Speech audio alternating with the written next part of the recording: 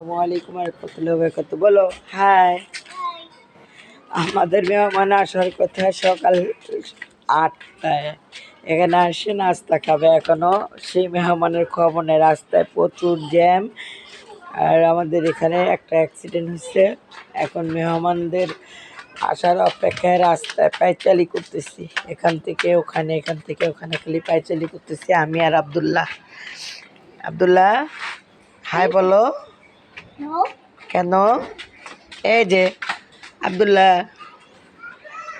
Okay, I love you Abdullah, I love you Abdullah. এই যে জায়গা, আমি গাড়ি দেওয়ার জায়গা, টাটা, আল্লাহ হাফেজ। ও চিপায় চলে গেছে, যে কাঁঠাল গাছের কাঁঠালগুলা ধরতে পছন্দ করতেছে আর কি। হ্যাঁ, আসো আসো, গাড়িতে যাই, আসো। ওই যে দেখেন আবার, আর দেখে আমি চলে গেছি এখানে। তো সবাই ভালো থাকবেন।